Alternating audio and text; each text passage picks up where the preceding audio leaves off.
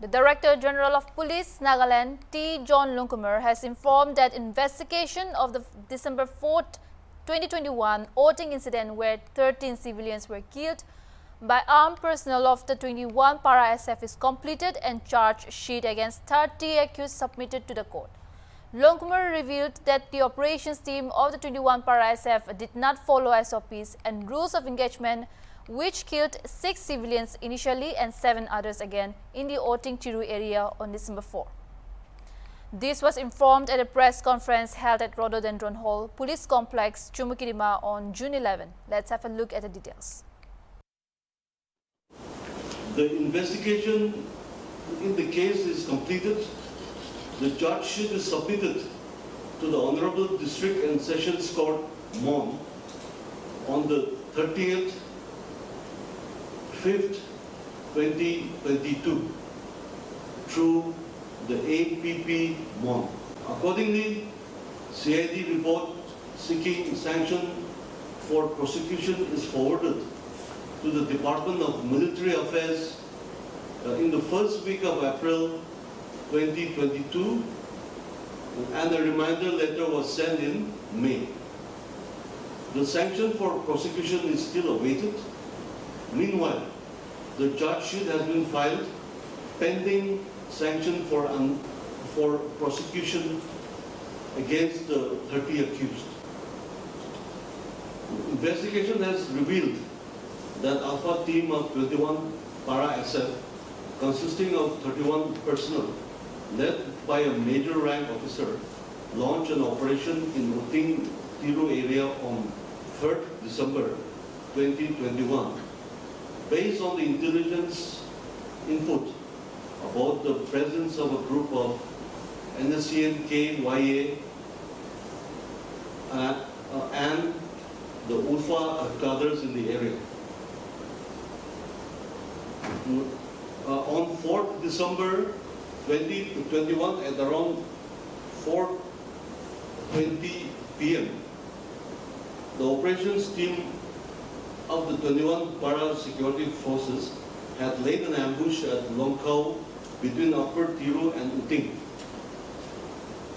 They opened fire at the white Bolero pickup vehicle, which was carrying 8 people belonging to Oting village, most of whom were working as laborers in the coal mines at Tiru, without ensuring positive identification and failing to carry out challenging procedure. This is as per the investigation. Investigation has also revealed that the operations team had not followed the standard operating procedure and the rules of engagement, and had resorted to disproportionate firing, leading to immediate killing of 6 occupants of the vehicle on the spot and grievously injuring 2 persons. Investigation has revealed that when the villagers of Oting and Tiru reached the incident spot in search of the missing villagers and the Bolero pickup vehicle, they reached the site at around 2100 hours, that is 9 p.m. They turned violent upon discovering the dead bodies and a scuffle that ensued between the villagers and the operation team members of 21 Para-SF. One paratrooper succumbed to injuries and 14 personnel of 21 Para-SF team sustained injuries as a result of the scuffle. This led the major to order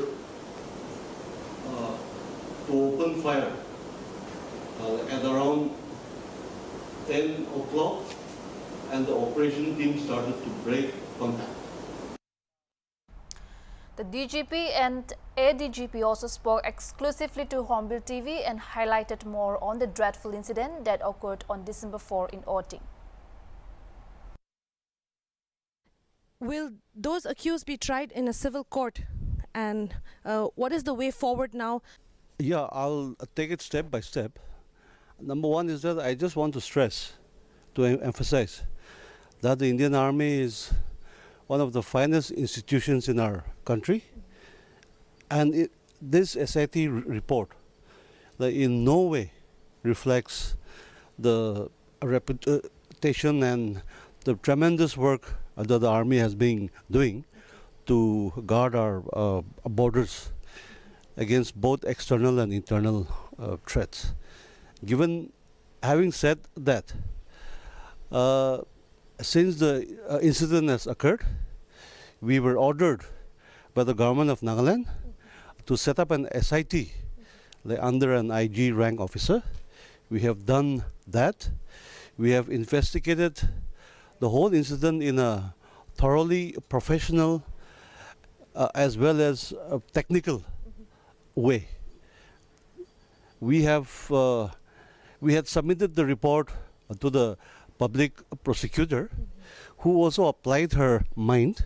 Then she sent it back over some minor details. We have added all that and we have submitted to the public prosecutor, who has in her own time, she also submitted it to the court. The court has accepted it with the rider that the prosecution sanction from the Ministry of Defense, Government of India, is awaited. Then only the crime can be heard. You were also heading the investigation, sir. So can you just tell us a little bit more on how the investigation went when you were heading it, and how detailed was it or how tedious was it?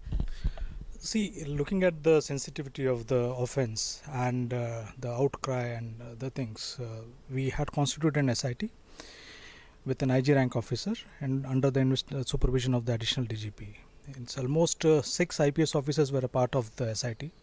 We have tried to investigate from all possible manner, including obtaining forensic reports from CFSL Guwahati, Chandigarh and Hyderabad, and we have also did analysis of the mobiles which were recovered from the scene of crime.